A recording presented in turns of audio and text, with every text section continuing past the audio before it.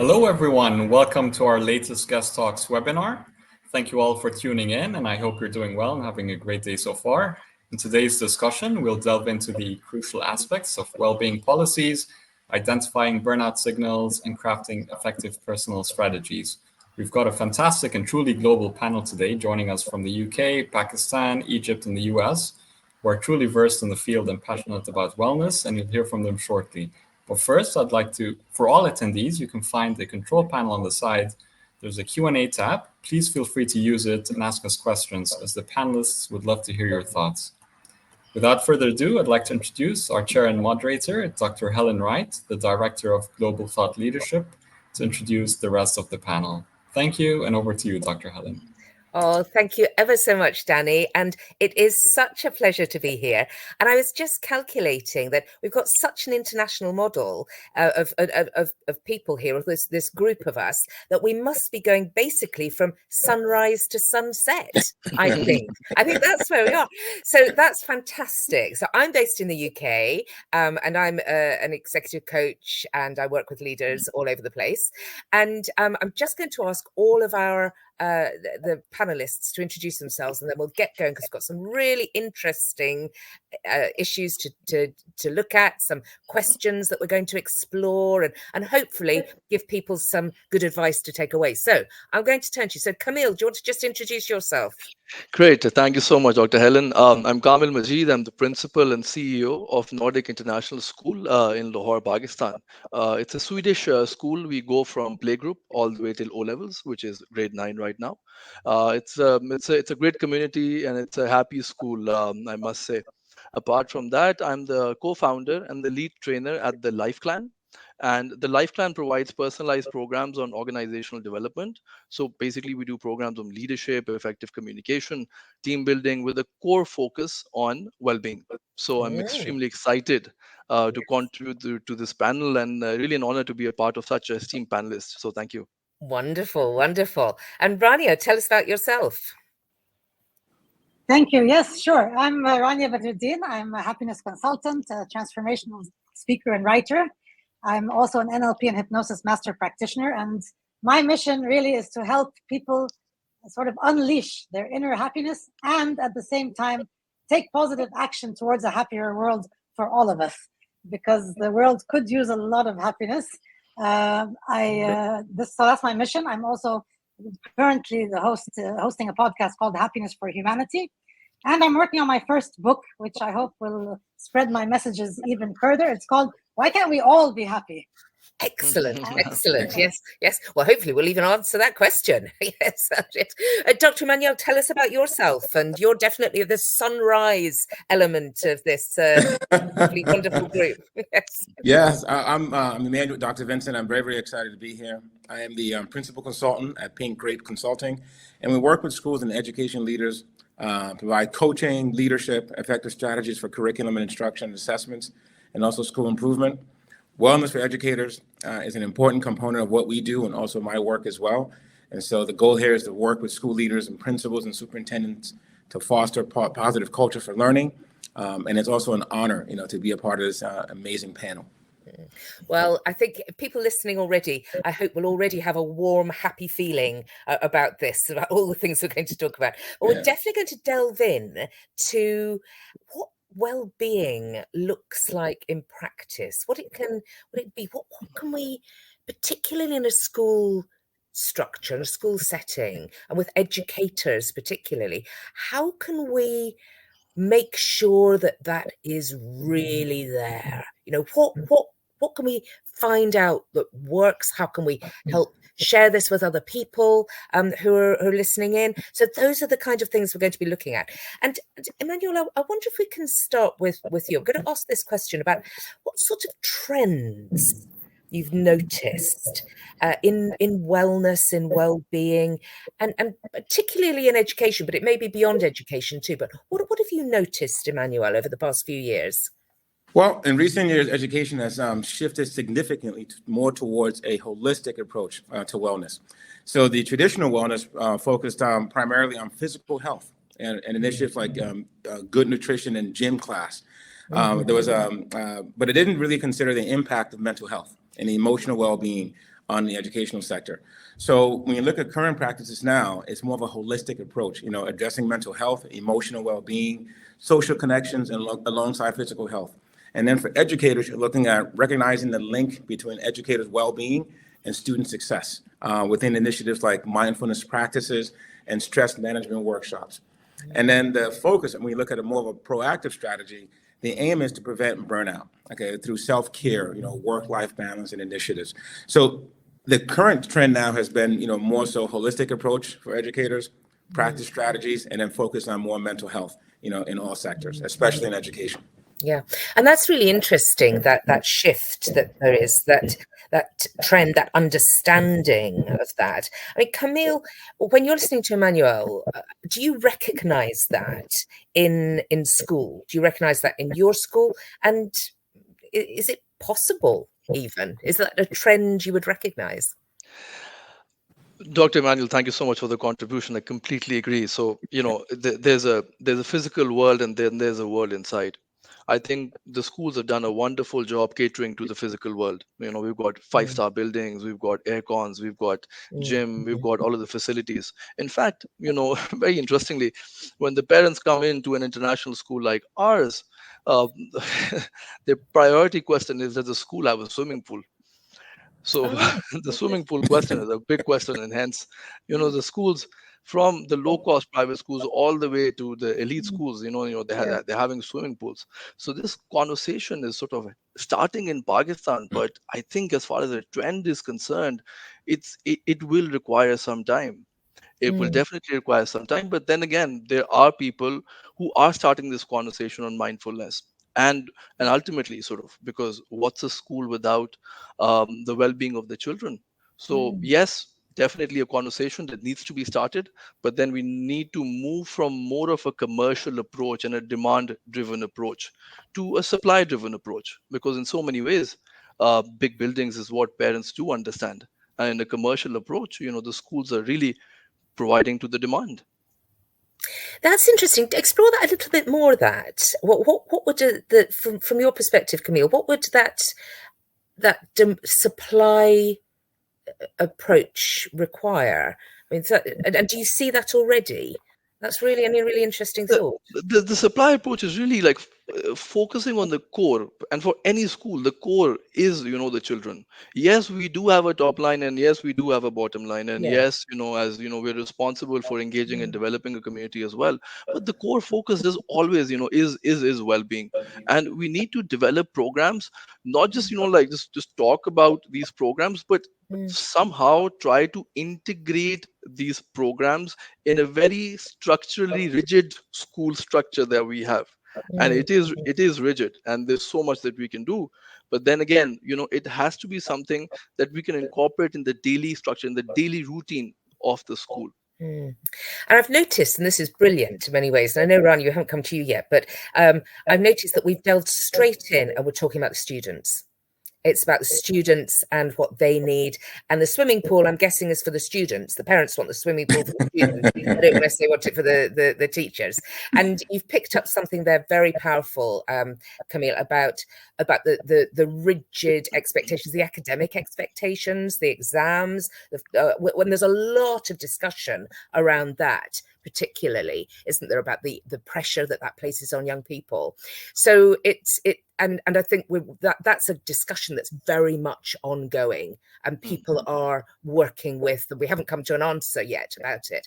I've noticed you're focusing in on that, and I just wonder if we can just have a little think about the people who run the schools as well. Now, Rania, you're not from such a deeply embedded educational background, but you must be listening to this and thinking about the adults involved. So what do you notice in terms of trends and wellness in adults?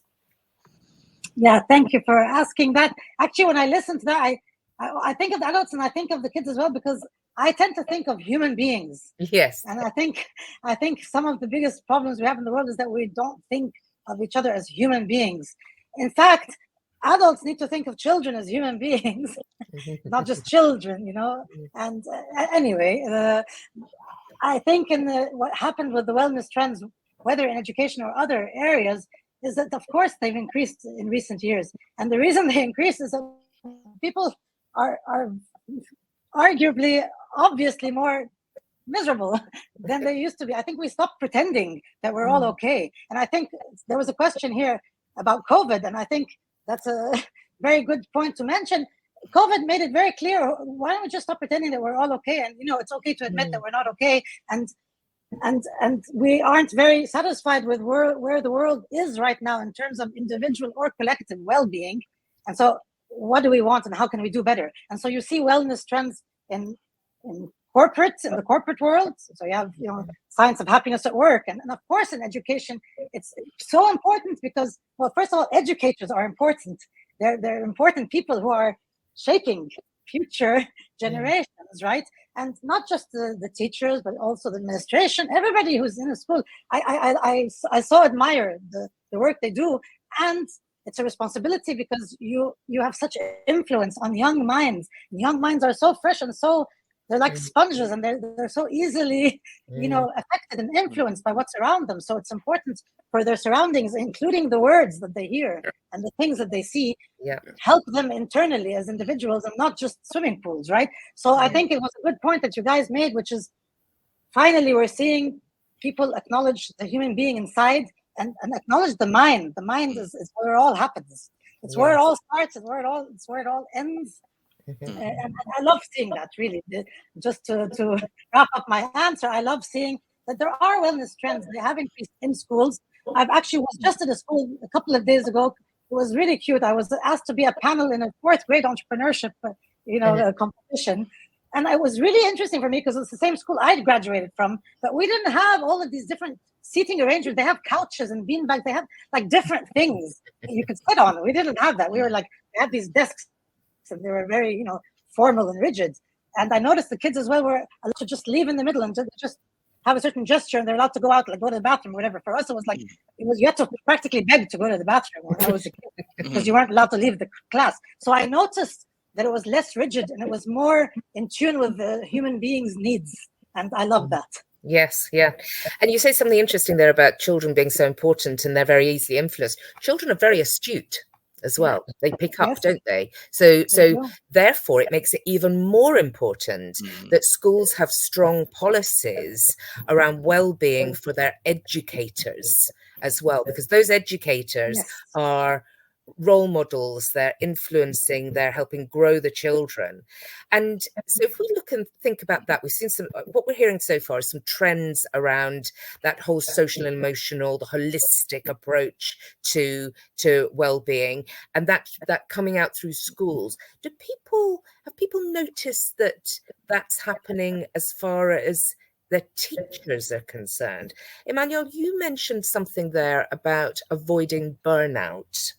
And I'm just wondering if you've seen in schools explicit policies that are there to support educators or the adults around children to look after themselves and avoid burnout. What's your reflection on that? Well, I mean, we have to, when we think about burnout contextually, we're looking at more of an emotional, physical, and mental exhaustion. And so when you look at schools, in some schools, you're looking at 180 days or 175 days.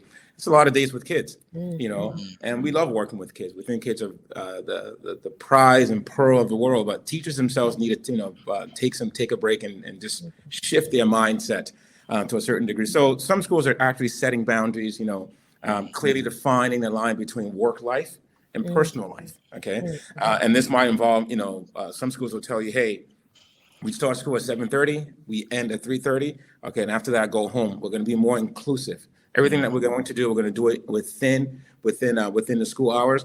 And some schools have gone as far as saying, hey, we don't want you checking emails. So when you get home, we don't want you checking emails, not on your watch, not on your phone. Just go have fun, go for a walk, and just go and relax. Some schools are looking at, some creative means of scheduling. So rather than coming in at 7:30 in the morning, they're saying, hey, you know what? You can have a late start, Okay, so you come in at maybe 9 o'clock, and research have stated that when students start a little bit later, they tend to be a little bit more alert, a little bit more vigorous and vivacious. And principals and leaders are prioritizing self-care, engaging in activities that promote relaxation and well-being. I was fortunate enough about 3 years ago to be a part of a school where we incorporated a meditation, into our health activities for kids. We had a moment of mindfulness, so teachers themselves during their common planning time have been asked, hey, you know what, take a mindfulness break, relax, okay, breathe, go for a walk, and so forth. So the entire work environment has become more post-COVID, it's more collaborative, so we're not looking at mental health as a stigma. So now we're saying, hey, you know what? I do need that time off to relax. I do need that time off to breathe. I do need a sense of teamwork. But I also want my work, my school, the place I love, okay, to also walk with me in doing that too. So when you look at some of the recovery things that most schools are now focused on, they're saying, hey, take some time off, take some PTO time off, and go and spend that time, perhaps in the desert, right? Go somewhere where you can be by yourself and you can relax, For some, it's getting professional help, seeking perhaps therapies or counseling for professional folks who are specialized in burnout designs.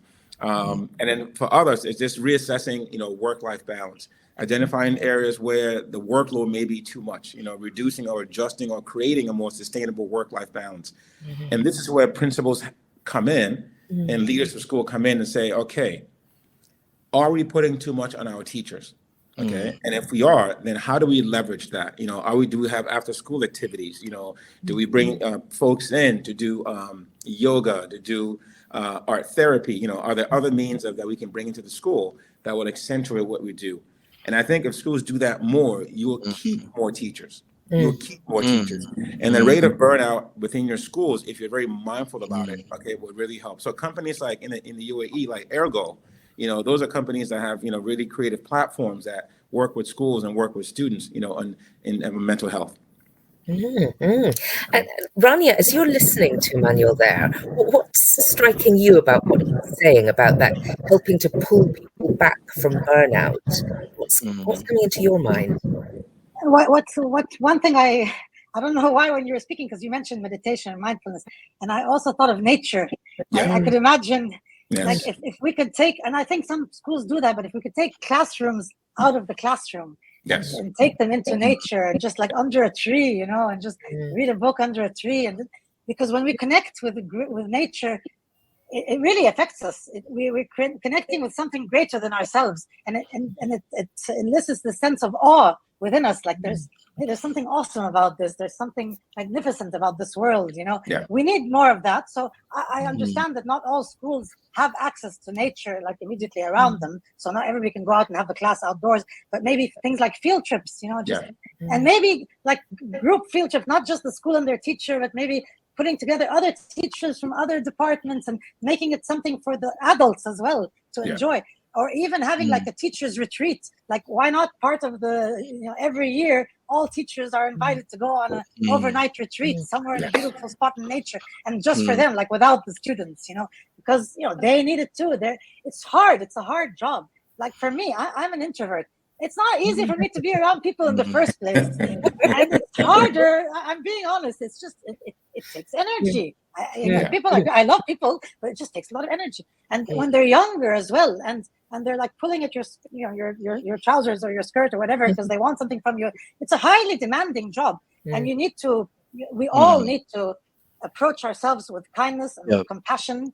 We all need to incorporate things like joy and awe and gratitude, things into our days in order to prevent, first of all, to move away from illness, and more importantly, move towards wellness. Whether the illness is coming from burnout or from some mental health struggles or whatever it is, the bottom line is the mind-body connection is so strong that the things make us sick. They can physically make us sick as well. I think what we want to do is, like, collectively, and I think that's been happening, is move towards wellness. Towards wellness for every individual. That's kind of like my exciting thing to move towards. Yes. Yeah.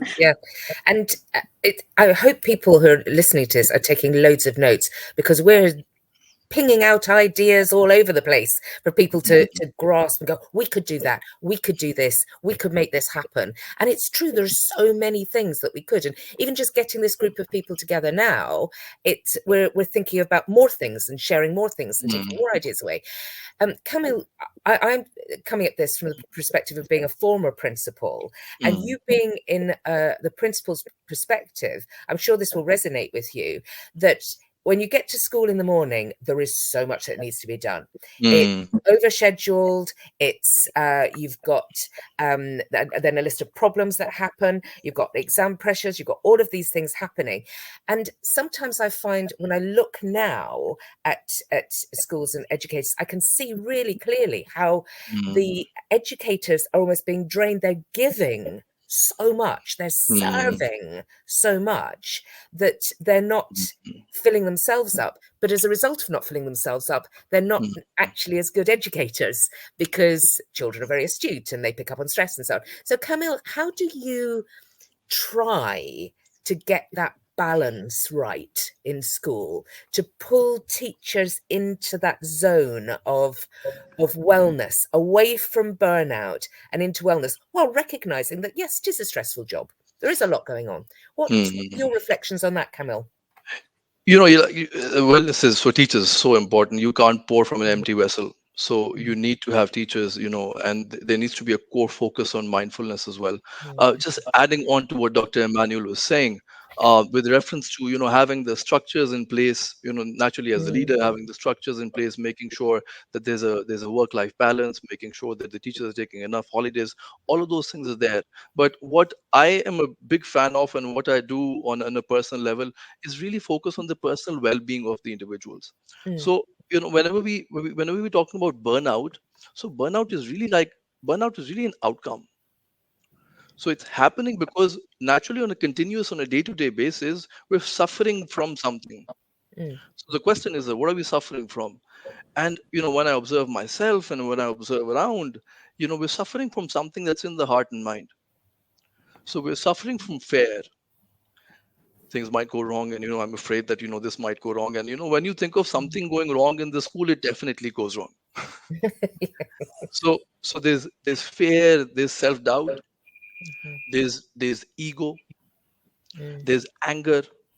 So bringing continuity of awareness to all of these very important inner enemies, as we call it in the language of the life plan, is very important. I'll give you a very short example. So I was having a conversation with a senior leader here at the school, and she came into the office. She was livid. Like she was talking about one of the teachers not working, not submitting the assignments on time, the lesson plans are not submitted, and all of those things.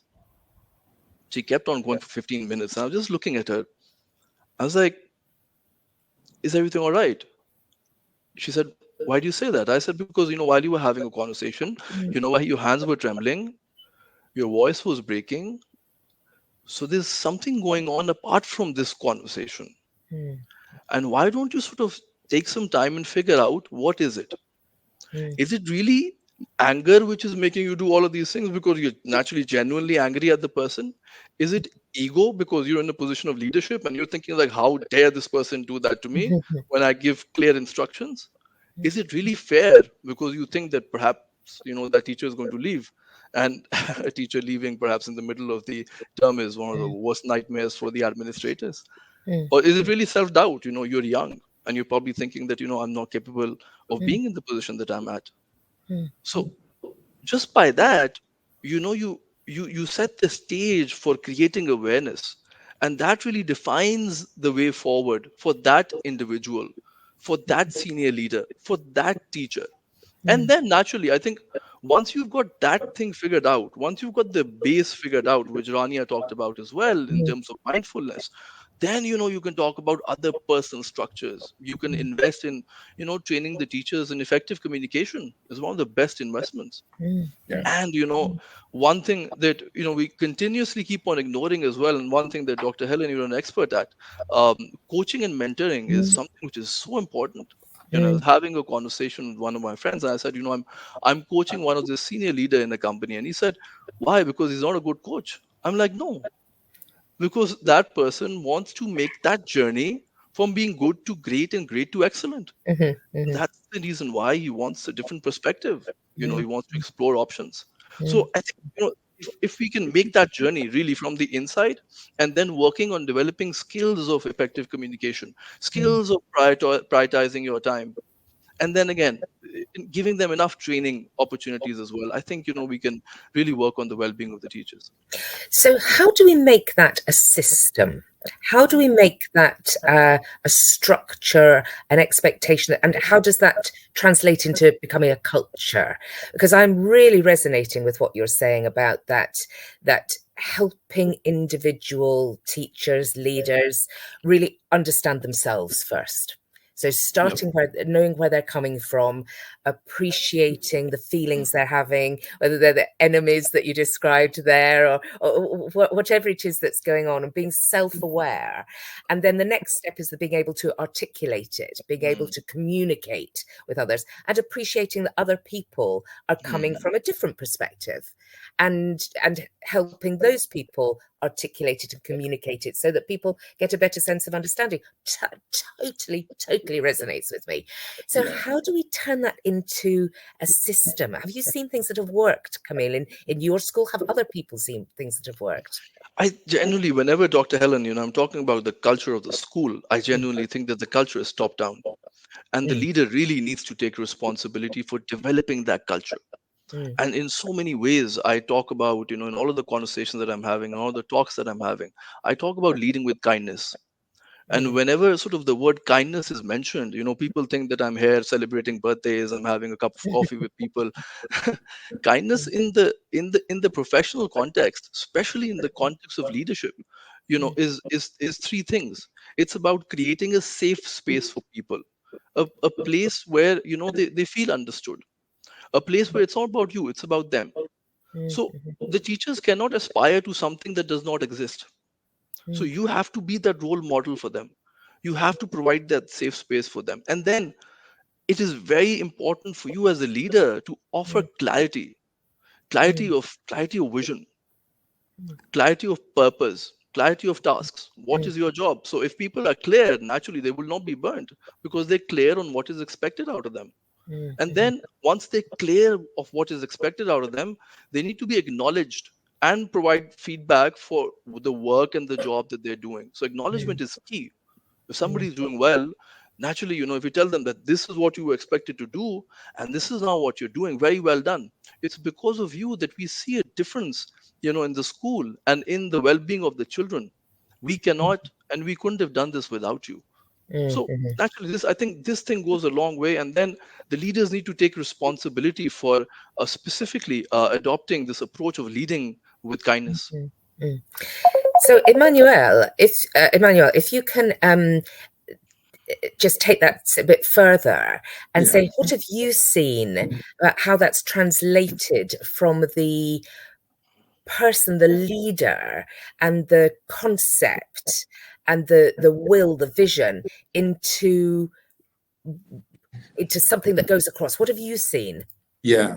So I think when we're talking about fostering a culture of wellness within educational institution, it requires a shift, from the individual, from the superintendent, from the principal, to more and more of a systemic approach. And I think COVID has taught us that, and so when you look at that particular foundation, it's building a well-being foundation. So embedding wellness in the school's mission is going to be essential.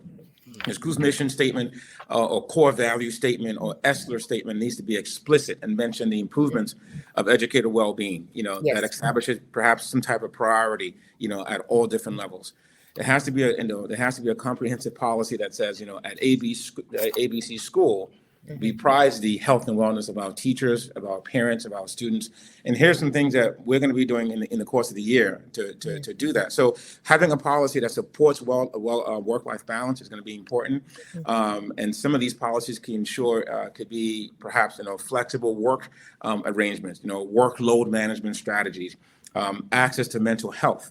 Ensuring that, after work, you're going to your life, you're enjoying your life, you're enjoying your family, and you're merely not shifting the scene from the school life and work and taking the school life and work home. And then also, going back to what Kamal was saying, the leadership commitment. I love the fact that he said, hey, I had an employee who came in and for 15 minutes she was talking. And one thing he did was he said, hey, I sat there and I listened, and I observed, and then here's what I noticed. And the first thing I love that he said was, are you okay? Is everything okay? So I think as a leader, it's coming at it from a point of empathy. So having a strong leadership buy-in to critical is critical. The administration should actively promote wellness initiatives and perhaps take part in programs that universal programs that's really going to accentuate how we work.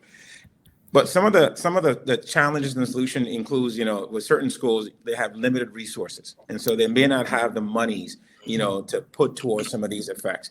So in that instance, it's bringing people together to say, okay, for our school, for the academic year, what do we want to see in our faculty, and how do we cultivate that? And it could be more of a grassroots effort. With some of these things, you don't need a lot of money. You can reach out to other organizations and say, hey, we're a great school. We don't have a lot of money, but we have some dedicated teachers that are doing some amazing things in our community. Can you come in and perhaps do some stuff at our school, for free? And a lot of organizations will say, yeah, I can do that. I'm not going to charge it because it's going towards a greater good. So in essence, we're talking about prioritizing wellness initiatives within your existing budget, okay, yes. And exploring perhaps grant opportunities, highlighting the long-term benefits of reduction in stress, and staff turnover and staff burnout is going to be also important. You are going to have folks who are going to be very, very resistant to change. And so some folks are going to look at it and say, well, this whole wellness thing, this health and wellness thing, this mindfulness thing, we saw it 30 years ago, it's going to be here and it's going to go away. And the idea now is how do you ensure that, that in our advertisement, whether we're trying to get student for enrollment, that we're saying, hey, we don't only want you to come and walk with us educationally, we also care about you, health, mind and body. And so it's offering wellness programs during convenient time for teachers so they can go and take that mental break. I love what Rainier says in a sense of, hey, you know what? Go outside, go for a walk, okay? But sometimes we have to teach people how to go outside and how to go for that walk. Because you can still go outside and go for a walk and still be stressed out, right? So, it's coming back to what Rainier was saying was, go outside. Okay, have you noticed this? Have you noticed that? Some folks have amazing campuses, around the world that they've never walked around. They get out of their cars, they go to the office, they go to class, they could leave class, they go get something to eat in the cafeteria, and they go home. So Raina's the kind of person that would say, hey, have you seen the back of the building? There are geraniums growing here. Oh my God, I've never seen that before. So just ensuring that you have an inclusive program, you're communicating what you have, and you're also measuring it to ensure that it's successful. There's so much in what you've just said there that's interesting, but I tell you what I'm picking out of this is this dual approach. It's more on a spectrum really, but it's the dual approach. One is that the top of the leadership, making sure that they're being really explicit, there are clear policies, they've got lots of ideas, it's coherent and a strong expectation. But at the other end of it, it's the individual responsibility. Yes. And how do we enable people to take charge of their own well-being as such? I mean, Rania, when I'm saying that, thinking about that spectrum, what's coming into your mind about how we can effectively help develop this culture in education institutions from one end to the other at all points on the spectrum? Wow, lots of things are always coming to my mind when you guys are speaking. So I have a very active mind. So anyway, some of the things that all of you, when you speak, I actually took some notes so that I can remember some of the things. But first of all, leading by example is really, really important, and not just trying to spread a culture that you think is an important culture for you to have, but actually practicing those things that you think are important. So you're taking care of yourself actually is a really important thing as the head of that organization or that school. You're taking care of yourself. When people look at you, they see that you're somebody who practices self-care and self-love. You're maybe even somebody who sees a therapist if you need to, or you have a mentor. Even though you're at the top of this organization, you have a mentor. Yes, that's the whole point. We're all human beings and we all need different things in our lives at different points. But the key is to recognize what do I need at this point in my life and to do that. Then you become a role model. You're not just talking about this, you are a kind person. You're modeling the things that you hope to see in the culture. That's going to be an important step, because if you're talking about stuff but you're actually you're not seen doing any of those things, it's not going to work. So taking care of yourself, whatever that means to you, I think it's important. And then from there, just by default, the more we take care of ourselves, the more, first of all, we are self-aware and accept and love ourselves, the more we are then able to extend that to other people. And then a really important thing that came to my mind as well is to actually let other people decide, and let the teachers decide, let the staff decide. What would you like to do? Why don't we create some clubs, and you guys can choose which clubs? Maybe somebody wants to have a rock climbing club on the weekend, or somebody else wants to do silent walks, or your grounding, or somebody wants to have a chess club, like the teachers' clubs, not the kids' clubs. Of course, kids' clubs are great too, but that probably happens already. But the initiatives and the ideas can come from them, so that you're not kind of giving them suggestions. I mean, it can be both ways, obviously. But those are some things I thought of when you were speaking that I thought could make it a little bit more organic and less forced. And maybe it's like there's a monthly event, and maybe there's like a little board of teachers, and they rotate among them. Who's going to decide what's going to be offered this month, for the group, or something like that. That will just make it more sustainable and a lot more fun, because I think the idea that we used to have a long time ago, at least by time, that work has to be this thing that you just go and do, and you don't have to like it or anything. It's just this annoying thing that you do in order to be able to live. I think that's outdated, and people recognize now that this is a big part of my day. It's a big part of my life. I live during this work as well. So it's about one life now. It's not about professional life and personal life. It's just one person, one life, and how can I make that life fulfilling for me? And the more I'm fulfilled, the more I'll be able to help others. The more I'm thriving, the more I can help others thrive. And really, in the end, that's just the bottom line. We may not like it, but we're responsible for our own well-being. That was one of the hardest things for me before I became a happiness consultant, because I wasn't very happy for most of my adult life. And one of the hardest things for me to learn was, it's going to be up to you to figure that out.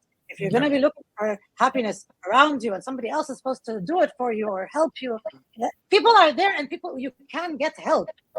That's possible. Of course, it's available for you. But you're going to have to take the initiative. You're the one ultimately who is responsible for your well-being. That applies to every adult in this institution, obviously. And then we can sort of help each other and work together. But then we come to the kids. Of course, they're also human beings, and it's their responsibility, but they're not equipped yet. They don't have the tools. They don't have the resources. So when it comes to them, they need our help the most. So we need to be really taking care of ourselves and helping each other, so that we can really set them up for success in a world that is increasingly challenging. These are my 2 cents. And I notice in saying that, I mean, it goes back to our very first points that we're making, where we jumped in and we talked about the children. And when I think about the trends and the moves that there are in education, I do see so much more of a focus on the well-being of children. And I think we've also got fairly good in many ways at being able to help children recognize that it's their individual responsibility, that they will create their own happiness. I don't think we're perfect by any means. I think there's a lot more work still to be done on that, but I can see that that's there. I can see that much more than us helping adults recognize that they are responsible for their own wellness and happiness, and largely because so many adults have come through previous generations, so haven't had the benefit of that in school. So I want to come back, Emmanuel, to something that you said, because you were talking about how it's so important to put all of these things in place and then measure it. Yes. And make sure that what we're doing effectively is what we do with children when we want them to grow and get to certain points. We measure it, don't we? Yeah. So how can we measure this, in your experience, with schools, that in a way that is meaningful and not just kind of a tick in a box? What's your experience? And then I'm going to ask you, Camille, exactly the same question. Yeah, I mean, on one particular continuum, I can say that when you look at and also in the chat as well, somebody talked about leadership and management around wellness. It can be a fact, right? So educators can play a key role in advocating for cultural wellness. So, for example, becoming a wellness champion. It's also very, very important. So educators who are passionate. So as Raina would say, hey, you know what? When I became a coach, prior to that, I wasn't so happy. I am happy now because, number one, intrinsically, I know who I am, and I also know exactly what I bring to the table. So educators who are passionate about well-being can champion existing programs and, for the most part, purpose new initiatives, sharing positive experiences in that regards. It's also very, very important that as the leader of the school, whatever initiative that you are going to embrace and bring into the school, that it has to be designed around more of a data-driven advocacy. So you're using research and positive impact of wellness programs, on education and students' success. You're sharing this data with the administrators and also with other stakeholders, to sort of kind of build a compelling case for why we are doing this. There always has to be a why. So whatever you bring in an initiative where, hey, you know what, on Thursdays we're going hiking. Fantastic. Okay. But why? And also some of the comments people are saying, we do have leaders who never leave their office. They tend to embrace the old ways of leadership. So I think when you look at well-being, you also have to be vulnerable as a leader as well too. Nobody wants to test drive a car that the manufacturer doesn't want to ride in themselves, right? And so, if I see you doing it, I'm going to say, wow, look, he's doing it, she's doing it. Okay, I'm going to believe it more and take part in it more. But then also it has to be very collaborative, So apart from looking at data-driven advocacy, and sharing the data, and building a case for why we do this and what the importance is, who have you brought on board? Whom have you brought on board to really help shepherd that process? So look at your champions. Look at teachers who are in it. Your PE teacher is a good starter from there. Look at parents who are championing that, and look at other organizations, around the school, or that have partnered with the school, so that collaboratively parent, teachers, unions, school boards, can garner broader support, for other well-being initiatives. But it has to be something where we're all working together, because when we look at the summit, we see that by doing this now, it's really going to be successful for us. And I think from an administrative standpoint, if you can have a really great program in there where everyone at the school takes part, this includes the principal, the assistant principals, the deans, the coordinators, what you're going to have is you're really going to have a movement. And what you're going to have is people are going to say, when we talk about ABC school, they're going to say, I see myself there, and I want to go there because, number one, they take care of their teachers. Okay. And as a school, if you have that, academically, you're going to be a powerhouse. You're going to be a powerhouse. Yeah. And they take care of their teachers. And if we're going to be bold and go out further, then they help their teachers learn how to take care of themselves too. And take care of themselves. Yes. Yes. Oh, we're really getting to grips with this now. This is brilliant. Camille, what would you add to that notion of measurement, the data-driven advocacy that Emmanuel's talking about? So talking about the aspect of initiatives that Dr. Emmanuel were talking about, and the fact that the why behind the initiatives need to be very clear. One thing that I've found that really works in the school culture is kindness. So kindness is magical and it works in the most effective of ways. And it's really a very proactive approach because, I've seen that the person who's being kind, he feels good. And the person who's receiving kindness feels good. And when the community sees it, the community feels happy as well about it. Now, whenever, and I've got a very interesting formula that I keep on checking in my life as well. And the formula is kindness plus appreciation is equal to fulfillment. And if you keep on practicing it, you will realize that you will experience a deep sense of happiness. Yeah. So in so many ways, if you have teachers who are practicing this formula, it is only the super happy teachers who are super productive as well. So you will get your measurement right there. The fact that kindness works. And I've implemented a very interesting program at the school as well. It's a program by the Life Plan. So it's called Kind Generation, Kind Gen. It has 9 principles, and we're integrating it within the school culture. So, for example, it's the idea of kind generation is to create a new generation of schools which are led by kindness, with a core focus on well-being to support the school community, that is the parents, teachers, and the students. So while implementing the program, we have an immersive training for the teachers, and we go over the 9 principles of kindness, with one of the principles being one for all and all for one.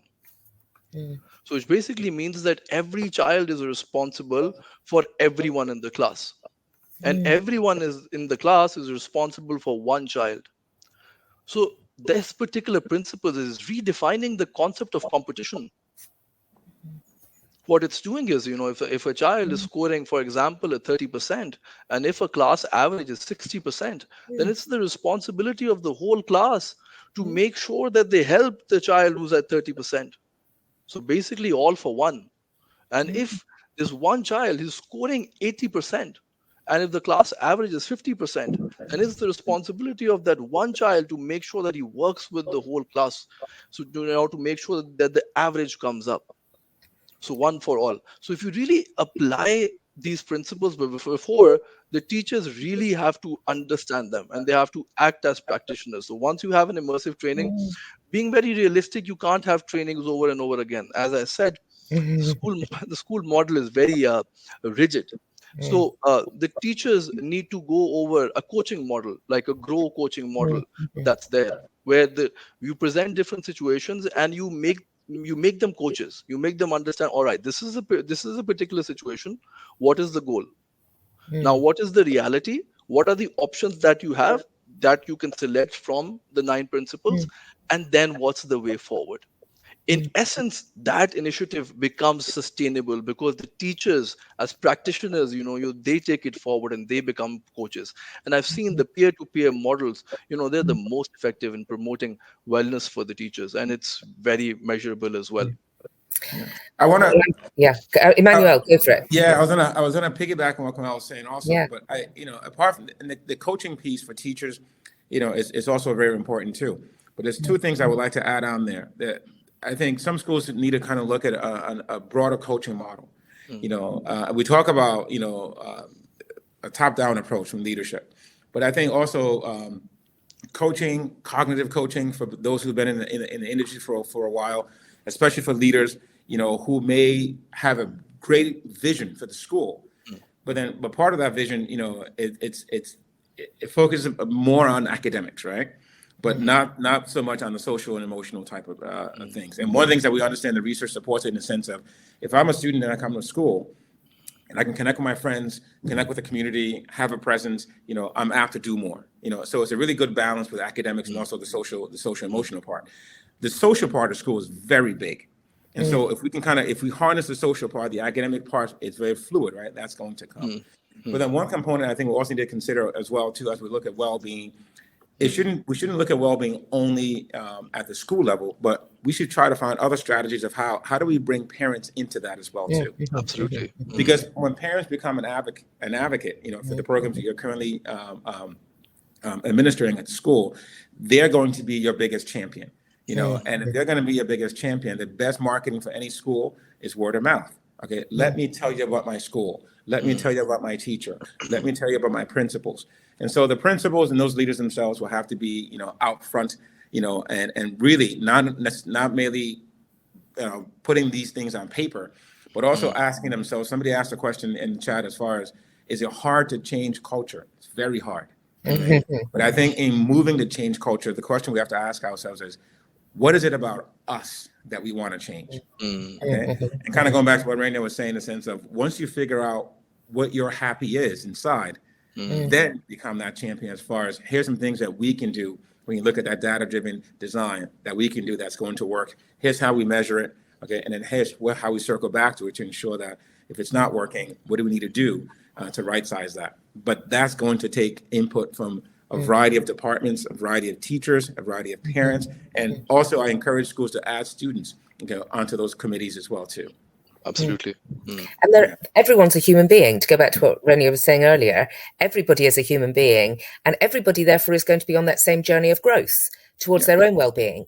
So the more self-aware they can be, and other people can help them be in this journey, is going to be helpful, surely. I'm thinking about that notion of one for all for one, and how we could really embed that into teacher groups and parent groups and community groups, and what that might look like. And I've certainly made a note of this equation here, so K plus A equals F, the kindness plus appreciation equals fulfillment. And I'm thinking about that in terms of self-kindness, self-appreciation, and self-fulfillment, as well as kindness, appreciation, fulfillment of others. So there's so much going on here. Now, there's some interesting questions, some really big questions coming up in the chat, and I wonder if we could turn to those for a couple of minutes. And really, the ones I'm picking out are around technology, because that's not something that we've looked at, but there are two main questions I'm seeing here. One is kind of the negative side, or potential positive stroke negative side of technology, and with people maybe self-diagnosing, people becoming more miserable because they have a sore foot and they go online, and before they realize that they've convinced themselves they've got Ebola, just like that's what we've done. There's an element of that, but equally there could be positive things. What do you think about technology in terms of well-being? I mean, Rania, what would you say? I noticed that question as well. It's a very good question, and as you said, I mean, there's just so much out there, and some of it is well written and well researched and valid. Other times people are just saying things and you don't know what to believe. So it is difficult. And I think, let me just find that question, because she was asking if you have, wait just a second. Well, it was a big question actually around children. I was thinking about it about adults as well, actually, about all human beings. Well, everybody really, because now everywhere around us and people are telling us what might be wrong with us or what might be right with us. And one of the biggest problems with technology, in my opinion, is the social comparison aspect of it, which is an issue with schools as well, to be honest. And more schools are moving away from that, thankfully, because social comparison is one of the biggest obstacles to our well-being and to our happiness. And yet it was, and it's still to some extent part of our educational systems. Literally, I'm telling you, this person is better than you because they got a better grade, and that's just not the way it is. I am good enough the way I am. This is a belief that I had. It was a limiting belief I had, which many of us have, that we're not good enough, or that we're too this, or too much that, or not enough this, or. And it's because of those first 6 years of life, which are like the programming years, when we're like sponges, and even a well-meaning parent or teacher might have told us something once when we were 5 years old, and then you run the same programs throughout the rest of your life because the wiring is there. So the thing is, technology now, social media specifically, is actually feeding into this idea that, oh my God, look what this person is doing, and she has this and she has that, but you don't see their whole life on social media. You see snippets of their life that they are showing. That is not their entire life. So I just want, this is just like a call to put out there, is do not compare yourself to anyone. Only compare yourself to yourself. How have I progressed in the last year or two, or even 5, even a tiny step? Celebrate that. That's good enough. This is not a race. We're not here to compete with one another. That's why I loved when Kamil mentioned collaboration versus competition. We're not here to compete. We're just here, and we're each on our own unique journeys, in our own way, in our own pace, and we can just enjoy them, really. And we don't have to compare ourselves to anybody. So that's one of my problems with technology. Another problem with technology is that, yes, people can misdiagnose. They can wrongly think that they have something that they don't have. It's educational, though, I have to say. But what you have to do is be very, very mindful to maybe hear and listen a lot, so that you're more informed, but not follow anything blindly. So that would be sort of my solution to that. And I think the person was asking, how can I talk to this person without sort of invalidating them? Well, by making sure that they feel seen and heard. You don't have to say, but. You're like, oh, this is what you learned. How do you feel about that? Make me ask questions instead of giving them, I used to, as a mom, just like go on these lectures, which I thought were very helpful, really. Like, I'm telling you what I think. It's not helpful at all. Just listen to what they have to say. Don't argue, because I used to love to argue. Yeah, but how do you know that's true? Yeah, but no, just listen, because they want to feel seen and heard. And then you can suggest are you going to look somewhere else? Are you going to research this more, or what's your plan next? Sort of ask some questions, then they can come up with, hey, maybe she's right. Maybe I can also ask around. Maybe I shouldn't rush, or maybe even guide them. Hey, I heard this person is really good on the subject. You might want to talk to them as well, whatever. But the point is not to make it about us, and to just let that person go through that journey, because on the other end of that journey, they may learn a lot. So it's just being there to support and to guide, rather than to tell them what's right or wrong. I guess that would be my answer to that question. So that's actually talking a lot about the necessary element of discernment in education, of us teaching discernment, of helping young people, and again, parents and teachers and all the adults and human beings around us, about how important it is to be measured about what we see and hear, and to trust ourselves. There's another question in here about AI and how AI could potentially help us in striving, moving towards well-being and policies for well-being and embedding well-being. Kamil, I don't know if you've got any thoughts about how AI could help us in schools achieve that. I think AI has a big role to play. Naturally, it's giving us more ideas, and we can work on with certain level of creativity that we have. It's going to enhance that. It's going to give us more options. But at the same time, whenever we talk about AI, you'll feel that everything starts to appear very similar after a certain period of time. So all of the images, all of the texts, they start to appear very, very similar. So that's where I think human creativity needs to blossom. And that's where we need to make that journey from, and I always say this is another very interesting journey, this journey from curiosity to creativity. And for making this journey, I think that you need to practice two things. You need to be very curious about what's around you. Why are things happening the way that they're happening? And then you need to practice tolerance of an opinion that is different than yours. Because you can never be creative if you don't practice tolerance. And that's one of the biggest problems in our societies. One of the big problems in our schools as well. There's no tolerance whatsoever of a belief, of an idea, of a perspective that is different than yours. So you need to practice tolerance, and then you need to focus on your idea.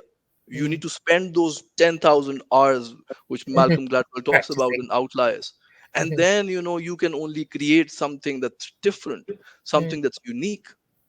So I think that journey is something it's very important, and tolerance and focus is something that's key. And with this generation where this they get this instant gratification with the advent of AI and social media, we really need to sort of start enforcing this element of focus, and this element of developing resilience as well in the children.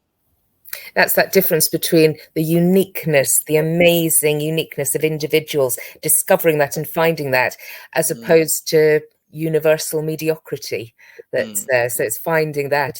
Emmanuel, what do you think about how technology can be harnessed for the good, and what do we have to watch out for? Yeah, I mean, right now, one of the biggest buzz you hear, especially here in California, we talk about EdTech. EdTech. And I think technology can be a really good champion in supplementing, or complementing the core curriculum. But think about it. We have these very amazing cell phones. And on the cell phone, I checked the other day, I have over 200 apps. 200 Dr. Wright, wow. 200 apps, right? Out of the 200 apps that I have on here, I only use 7. Right. So the other app that I've had on here, I downloaded it because maybe I was at a conference. Somebody said, "Oh, take a look at this app," and I downloaded it. Or maybe I was doing A, B, and C, and so forth. I think apart from having the technology, it's creating pathways for students to come with us with questions. So Raina talked about, and also Kamal talked about, we talk about social media and TikTok. There are so many things coming at us, at us. I'm glad that kids, and folks now go online and research and say, hey, I may have this inability or disability and so forth. But I think the next part of that then is, you find an expert that says, hey, here's what I'm diagnosing. Here's what I think. What do you think? And the expert might say, hey, you know what? You're 25% correct. You're 10% correct. And then let's walk together to see what you really have and how do we deal with those things as well, too. Same thing in the classroom with kids as well, too. I do feel that technology is going to be here, is going to get better, as we move on. And I think the challenge now for schools is how do you, number one, when you procure technology into your school, what does that look like? How are you measuring it for success? How are you using it? Okay, Yes. what's the understanding around that technology? What's the impact and footprint on that technology?